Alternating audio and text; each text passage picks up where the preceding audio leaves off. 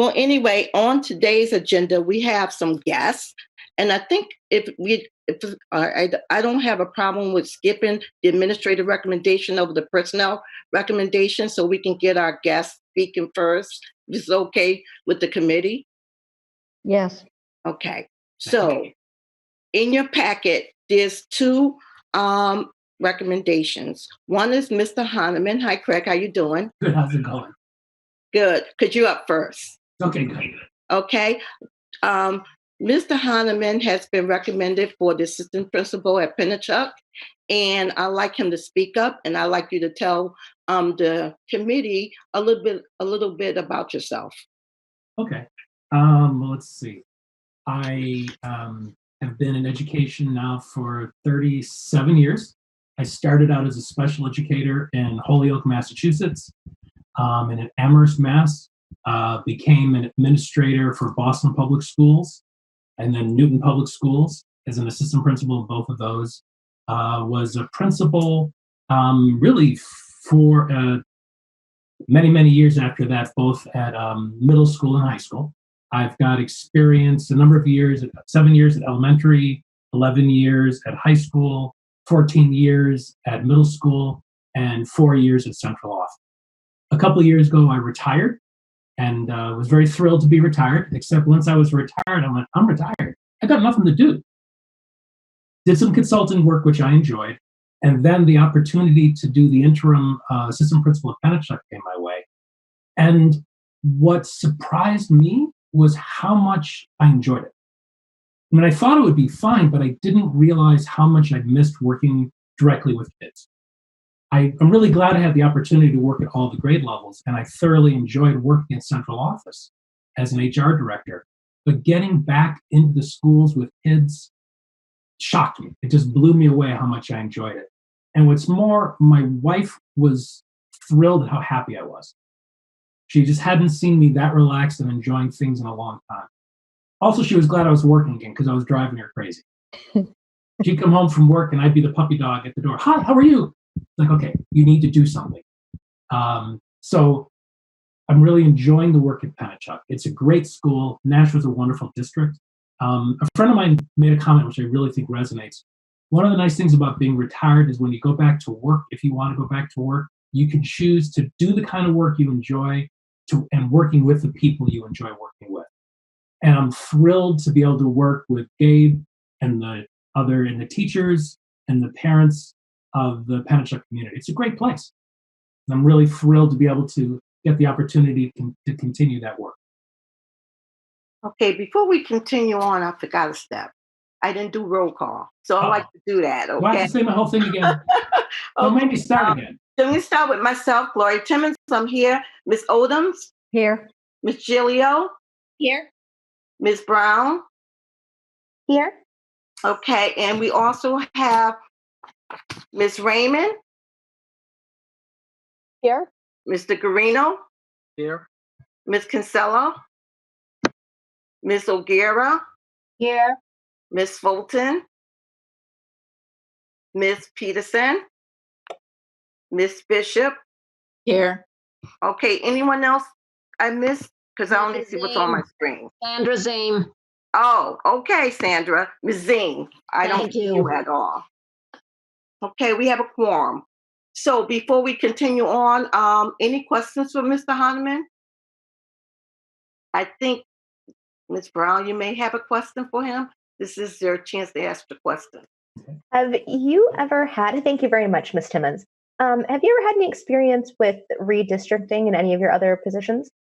Redistricting? When I was in Acton Boxborough, we were looking at, I'm not sure this is exactly your question, but we were looking at moving with a regionalization from the elementaries were Acton and Boxborough, and then we moved to Acton and Boxborough by middle school where I was. And then shortly about the time I was leaving, they regionalized the elementary school. So I've worked with that. I've worked in buildings with building projects. My first principalship was during a building project, which was a very interesting experience, but not as much directly with redistricting of students in the school I was at.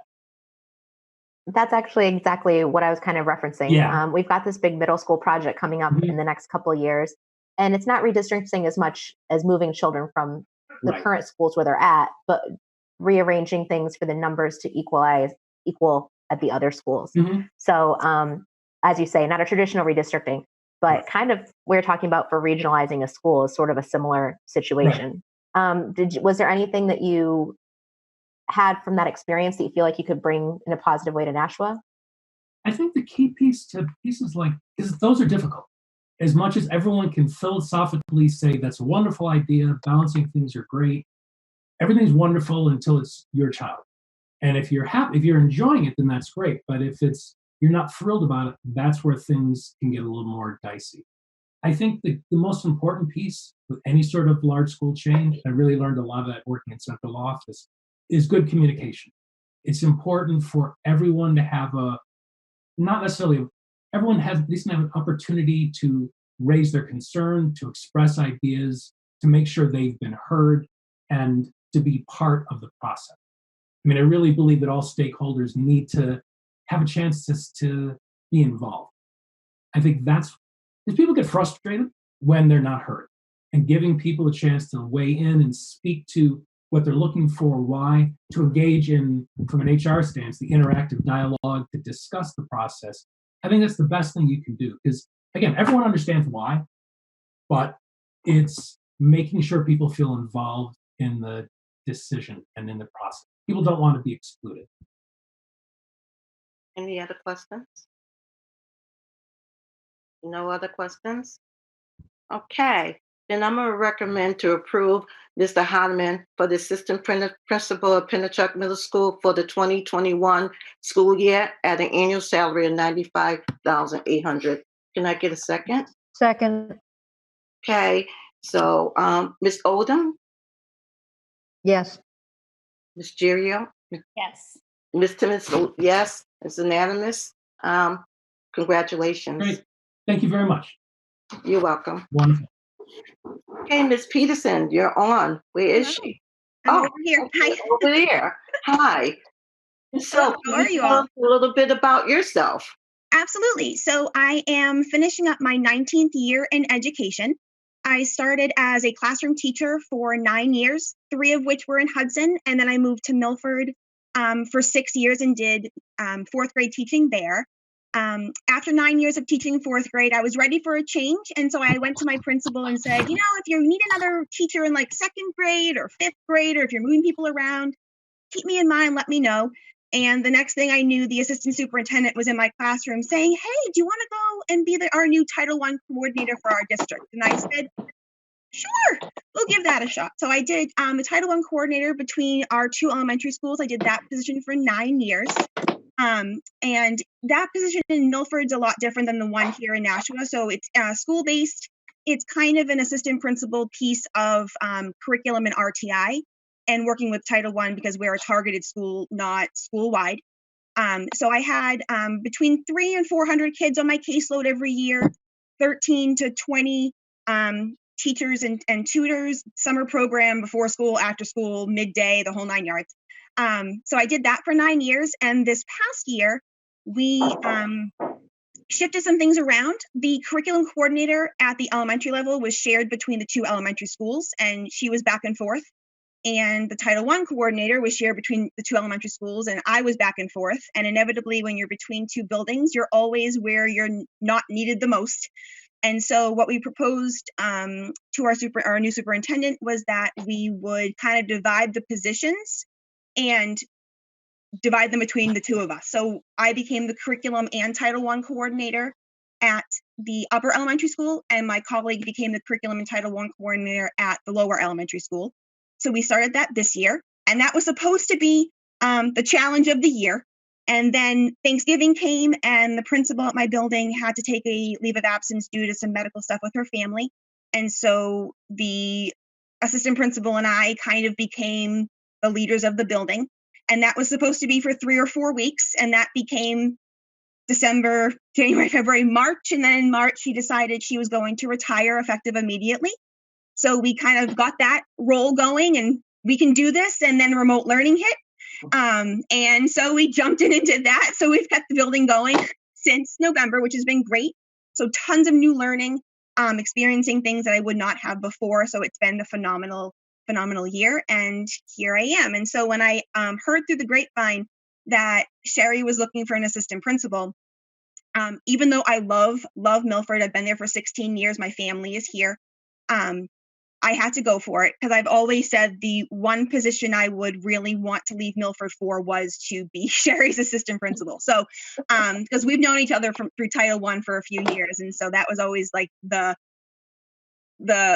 house on the hill kind of thing of trying to come in. So when I saw Sherry needed assistant principal, I decided it's fate telling me it's time, and so I threw my hat in the ring. And so I'm super excited about the possibility of being at Crisp. I did some student teaching, pre-student teaching there in college. And so I've always loved the building and loved the school and the community. So I was super excited. So that's where I am right now. One thing for sure, you got a great principal in Miss Holden. I know her very well. And I can't say enough about her. No offense, Mr. Hyman, I know you too, but I've been working with her for a number of years now, and she's fantastic. I do have a specific question. On your resume, you said you were Pacific Learning Disabilities, and I want to know what's that all about. What do you mean when it deals with the Title I? In my certifications, is that what you're talking about? Yeah. So I have my general special education certification. So I'm certified to teach K-12 special ed, and then my master's degree is in learning disability. So I'm a certified learning disability specialist. So I can do the testing, the academic testing for kids looking to be eligible for possibly an LD or some kind of learning disability in that being identified for special ed. I just can't do the cognitive piece. That's a school psych. But I have that piece of background. I've never been an actual special education teacher. My career just didn't go that way. But I always wanted to have that information and understanding. So when I had students in my classroom, I would know the best ways to teach them and what the testing results meant and what that meant for the type of learner they were. And then in Title I, even though we don't necessarily, we kind of tag team with special ed, a lot of my students currently are between the two. So it's worked really well to be able to really hone in and tag team and get the best programming for them as we go forward. Thank you. Any other questions? I don't have a question, but I would like to say I had the privilege of being on the interview team. And Meg, I think you will be a real good fit for Sherry. I can see the personalities blending here, and what you bring, your experience will be appreciated at Dr. Crisp, and I think you'll be very happy there. Thank you. Thank you. I'm excited. No other questions? You couldn't already tell. No other questions? Oh, this committee is kind of quiet. I don't know. Okay, so I like to recommend that to approve Meg Peterson for assistant principal at Dr.